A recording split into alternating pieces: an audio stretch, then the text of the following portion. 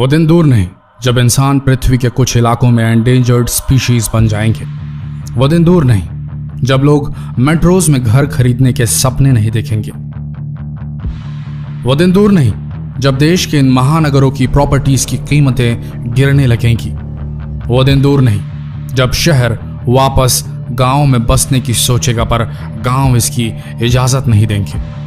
याद रखिए, ये पृथ्वी हमें हमारे पूर्वजों से उत्तराधिकार में नहीं मिली, बल्कि ये हमारे होने वाले बच्चों से हमें उधार में मिली।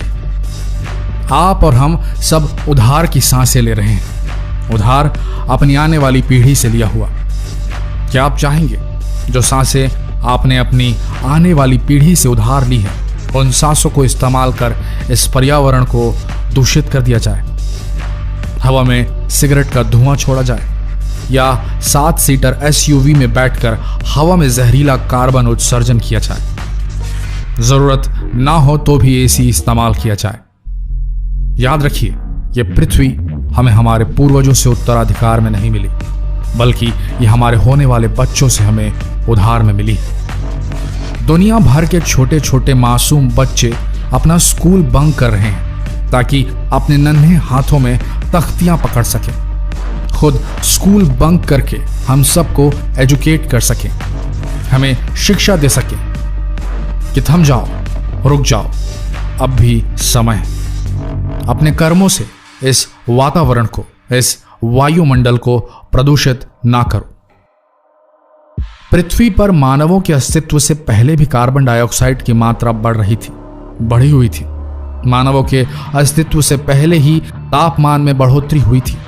लेकिन आज जो समस्या है वो है जिस गति से ये दोनों मानक बढ़ रहे हैं। ऐसा लग रहा है कि मानवों ने खुद अपने ऊपर 6th एक्सटिंक्शन इवेंट थोप लिया है। अगर ऐसा ही चलता रहा तो शायद हम भी लुप्त प्राय प्रजातियों की श्रेणी में गिने जाएंगे। क्लाइमेट चेंज और ग्लोबल वार्मिंग सीधे उलट सकते हैं मानव की पूरी प्रगति और उन्नति को। लेकिन फिर भी हमारे लीडर्स, हमारे नेता इस ओर कड़े और ठोस कदम नहीं उठा रहे हैं। न प्लास्टिक बैन हो रहा है, न जहरीला कार्बन उत्सर्जन करने वाली कंपनियों पर जुर्माना लग रहा है। हम सबको ये समझना पड़ेगा कि क्लाइमेट चेंज और ग्लोबल वार्मिंग के खिलाफ ये लड़ाई सबसे अहम है और सबसे जरूरी लड़ाई है, जो हमें हमारी फ्यूचर जेनरेशंस के लिए लड़नी होगी। ये लड़ाई हम आने वाली पीढ़ियों पर थोप नहीं सकते। अगर हम हमारी मिट्टी को प्रदूषित कर देंगे, पानी को प्रदूषित कर देंगे, उस हवा को प्रदूषित कर देंगे सिर्फ डेवलपमेंट के नाम पे, तो कितना भी पैसा कमा ले दोस्तों, वो दौलत हमें बचा नहीं पाएगी। हम तो इस तरीके से इस धरती का दोहन कर रहे हैं जैसे हमारे पास कोई दूसरा ग्रह भी हो, कोई प्लान B भी हो हमारे पास। याद रखिए,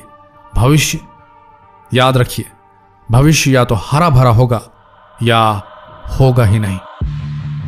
एक टाइम आएगा जब हर आदमी पेड़ लगाना चाहेगा, हर व्यक्ति पौधे लगाना चाहेगा, लेकिन मिट्टी जवाब दे देगी।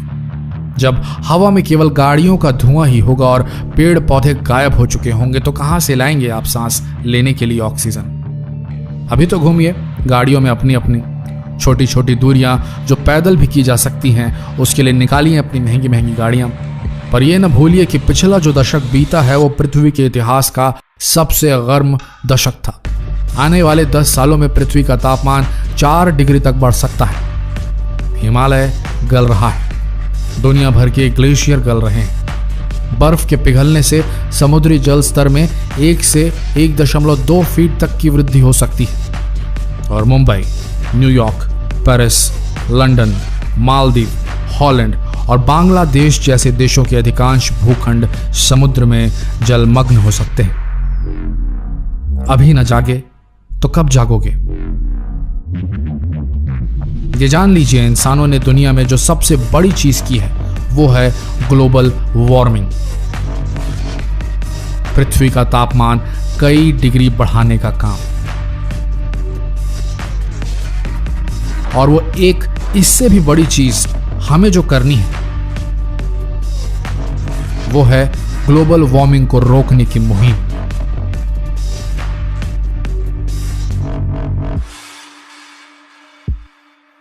क्या आप शपथ लेते हैं?